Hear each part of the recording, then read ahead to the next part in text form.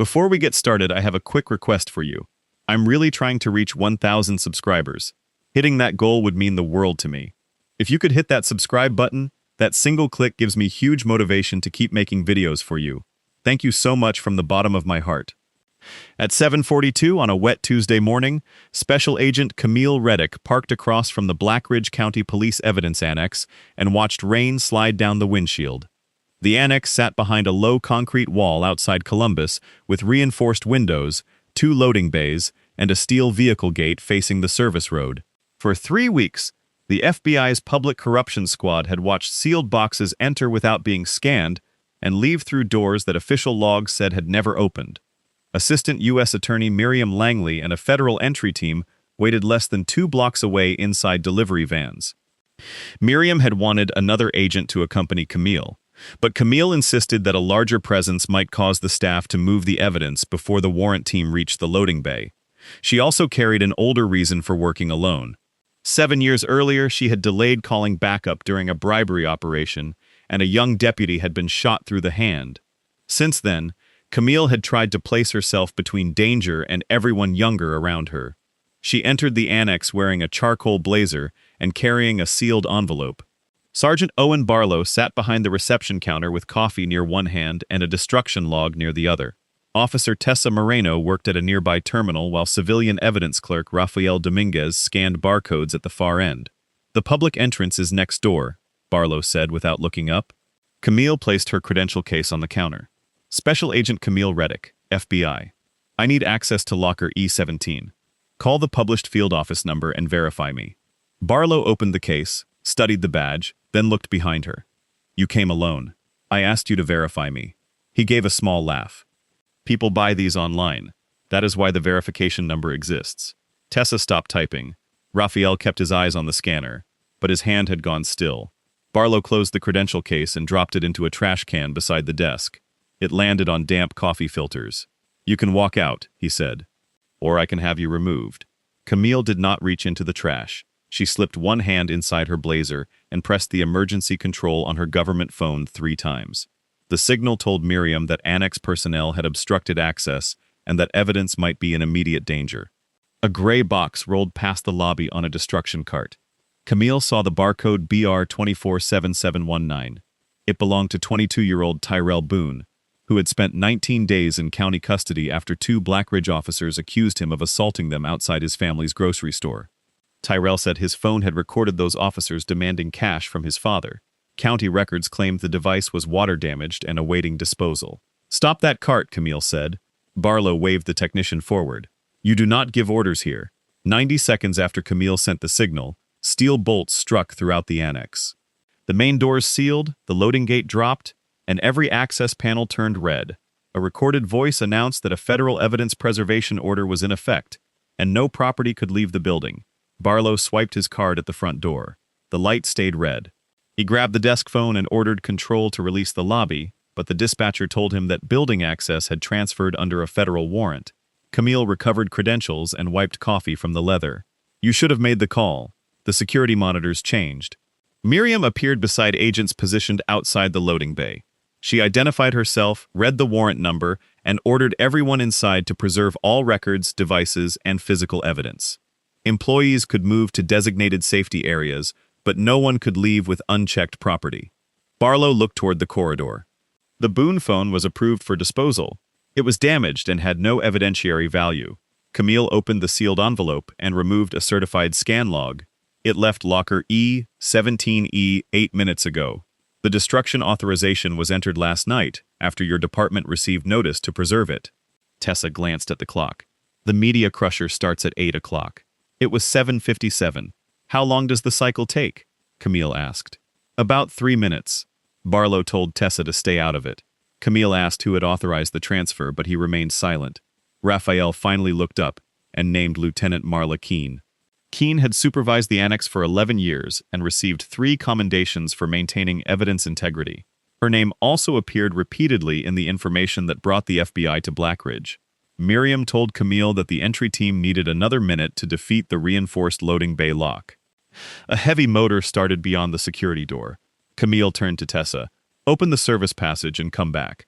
My badge opens the destruction room too. You are not going in there. Tessa stood. Lieutenant Keene told me I would lose my job if I questioned a destruction order. I saw 3 phones move without scans and did nothing. You cannot decide I am too fragile to help fix it.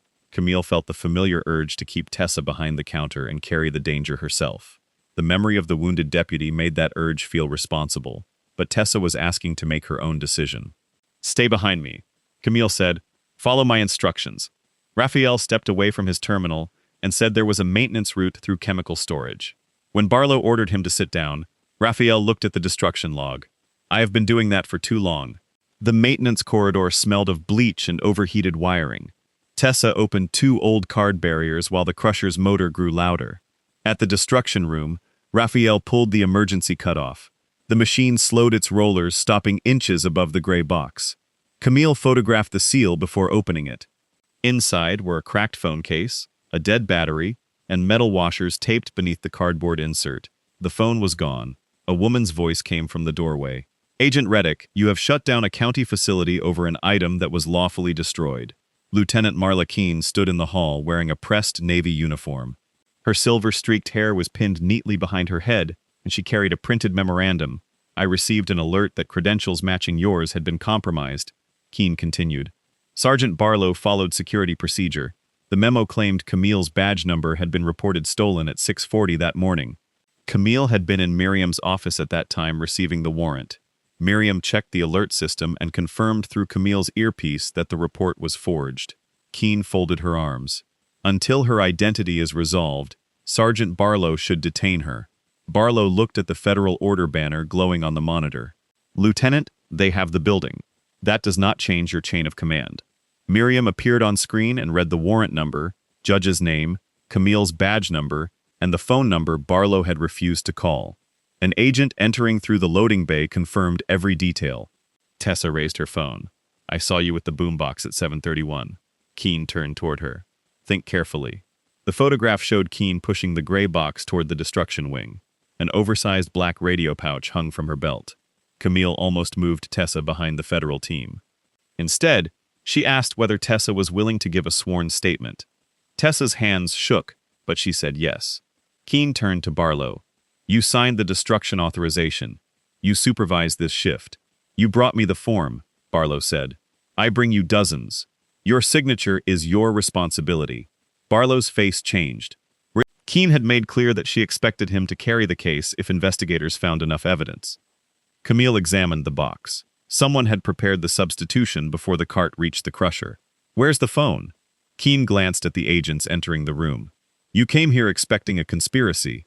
Now an empty box proves whatever you want. Raphael appeared behind the search team with a ring of keys and an external drive. He told them there was another storage cage that did not appear on the building plan. He led them to the oldest section of the annex, where rolling archive shelves covered a gray wall panel. A floor latch released the shelves, exposing a mechanical lock. Barlow removed a key from beneath the cover of his duty notebook. Camille asked how often he had opened the hidden cage. 3 times, maybe 4. Keene told him to stop answering without an attorney. He did not look at her. Inside were bins filled with phones, memory cards, body camera drives, dash camera storage units, and complaint files. Many carried red labels showing that they had officially been destroyed. Some property numbers belonged to cases that ended in guilty pleas. Others matched civil complaints dismissed for lack of evidence. Miriam assigned agents to photograph every container before touching it. Raphael handed her the external drive. For nearly 2 years, he had copied scan logs whenever property disappeared from inventory. I kept waiting until I had enough to protect myself, he said. Mostly, I was waiting to retire. His pension would vest in 11 months. Camille told him to provide every record and explain when he first noticed the pattern. She offered no promise that his delay would be ignored. A quick review identified 43 cases with unexplained transfers or false destruction entries. Tyrell's phone was not in the hidden cage. Tessa checked the scanner record. The phone had never passed through the loading dock or any exterior checkpoint. Camille enlarged Tessa's photograph and noticed that Keene's radio pouch was large enough to hold a smartphone. When Keene appeared in the destruction corridor, the pouch was gone. Barlow noticed too. She changed belts before she came down here. The fire alarm sounded. Sprinklers opened in 2 corridors, and employees moved toward supervised safety zones. Interior doors released for evacuation, while exterior vestibules remained controlled by federal agents. Keene shoved past a technician and ran toward the server corridor. Camille followed and told Tessa to remain with Miriam. Tessa answered that her badge was required to open the server doors. Camille hesitated, then motioned for her to stay close. Through the final door's narrow window, they saw Keene pull Tyrell's phone from an emergency medical cabinet. Beside her stood a hydraulic punch used to destroy damaged storage media. Barlow arrived behind them. "Lieutenant, stop." Keene placed the phone beneath the punch. "You signed every form, Owen. When these cases reopen, they will take your badge and your pension. You said the evidence was cleared. You wanted the promotion." Barlow gripped the doorframe. "I was not forced." He entered the override code. Keene pressed the punch control, but a federal technician had already cut power to the equipment. Camille entered with her weapon holstered. "Step away from the phone." Keene kept one hand near the device. "If those files leave this building, every officer in this county becomes a suspect. They will be evaluated by what the evidence shows." Keene glanced toward Tessa. She stayed quiet. Dominguez stayed quiet. Barlow signed the paperwork. "How many people do you plan to arrest?" Miriam entered behind the arrest team. "That depends on what each person did." Keene looked around the room. Barlow stared at the floor, and Tessa held her position by the door. No one stepped forward for her. Keene moved away from the punch. Miriam read her rights while agents secured the room. Barlow removed his badge and placed it on a cart before anyone asked. Camille sealed Tyrell's phone in a fresh evidence bag and handed it to a technician who placed it inside a signal isolation pouch to block any remote wipe command. By noon, Tyrell's cloud backup was playing in a secure conference room. Miriam had secured a preservation order for the account the previous week, so the case didn't hinge solely on recovering the device. The phone still held metadata linking the fabricated destruction record to Keene's actions. The video opened outside Boone Family Market. Tyrell stood near the side entrance as two Blackridge officers conversed with his father, Leon. One demanded monthly cash in exchange for fewer code complaints and fewer late-night disturbances around the store. Leon stated he'd already paid twice and couldn't keep skimming money from the register. Tyrell raised his phone. An officer swatted it from his hand, but the recording continued from the pavement. The audio captured the officers shoving Tyrell against a car, accusing him of throwing the first punch, and dictating a false report while he shouted that the phone had captured everything.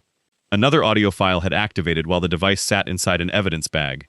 Keene's voice was audible, instructing someone to ensure the Boone phone never surfaced during discovery.